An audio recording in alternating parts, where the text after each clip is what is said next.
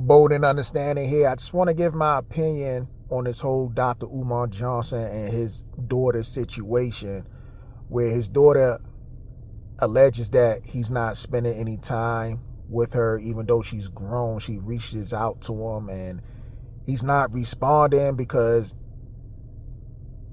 she's saying that he has other kids, like she has other siblings, and she's reaching out to him to try to connect with her other siblings and stuff like that.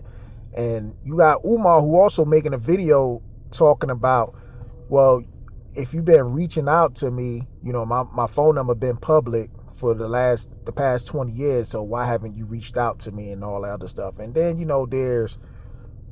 I guess there was a private message or text message going back and forth between the two, whereas though he asked her to text him from your regular number and not some other number and stuff. So, and the only reason why I'm talking about this is because they both made it public themselves. So she says Dr. Umar Johnson, which is her father, is a deadbeat. And Umar is, saying that he's not a deadbeat because he's been paying child support even before she was born. So let me just touch on this situation. Look, just because you pay child support doesn't mean you're not a deadbeat. Paying child support doesn't determine whether you're a deadbeat dad or not. I guess in financial terms or, ratchet terms, I guess that's what it is. But you have to be a parent, you know what I'm saying, with or without the child support. You need to be involved in the child's life. There's a big difference, in my opinion, between a deadbeat and a non-deadbeat. If you're not active in that child's life, then to me, you're considered a deadbeat. Because 9 times out of 10, a child doesn't really give a fuck about child support when they're young. They just care about seeing their parent or the parent that they really don't see. They just want to be involved, spend time with that one parent.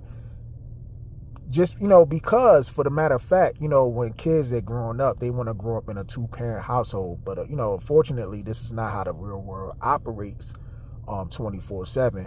I mean, there's always going to be some type of problems between the 2 parents, whether they were together or never was together or never were together. And it just didn't work out. But you need to be there for the children. You know what I'm saying? Be the role model for the kids. So even if it never worked out or if y'all broke up or whatever, you got to be there for the child. And it doesn't have to be on a financial terms. Now, granted, financial to me is a bonus. And I obviously believe both parents should contribute financially to their children's life. That's what they should do. You know what I'm saying? But most importantly, you need to contribute, emotionally and, physically and everything else. When I mean physically, I mean like being active. I'm not saying like some, nasty gutter shit, whatever.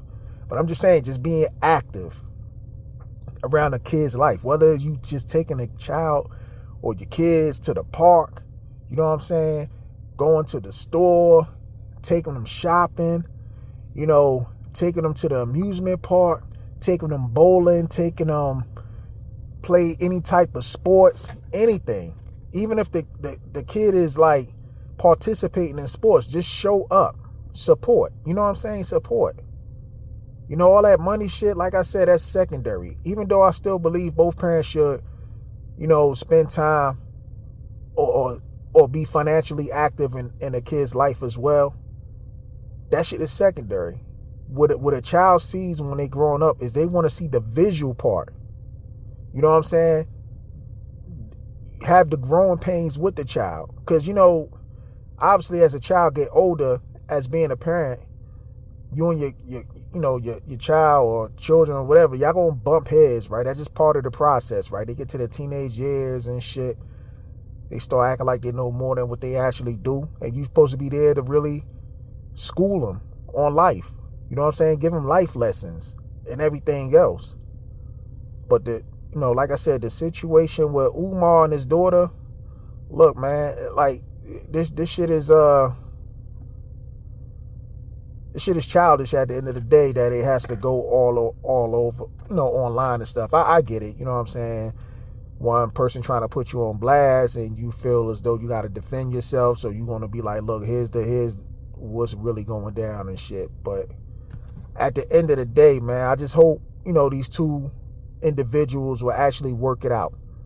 I see people in the comments already taking sides. They saying like, well, it's the mama fault. And some people saying, oh, it's the daddy fault. At the end of the day, nobody knows whose fault it is. If it is the mother, because there are some mothers out there somehow that, they get caught up in their feelings and they don't allow the other parent be involved in the child's life and shit. And shit like that does happen. But even if something like that does happen, man, that shouldn't stop you as a parent to keep fighting for custody or fighting for visitation or anything. You know what I'm saying? If you got one of those, for men, you know what I'm saying, you got one of those baby mamas, you know what I'm saying, that's ain't trying to let the father spend time with the child or see the child. Look, as a responsible parent, you need to fight for that, like I said, custody or visitation. And the same could be said if it's the other way around, because we do have some fathers that do have custody that could get, act exactly the same way. You know what I'm saying? So I like I said earlier, man, they just need to work this shit out. She's grown now. Umar, you and your daughter need to work that shit out. You know what I'm saying? Hopefully y'all work it out. That's all I gotta say, man. But this is just my opinion. That's all I'm giving on this whole topic. Bold and understanding, I'm out. Peace.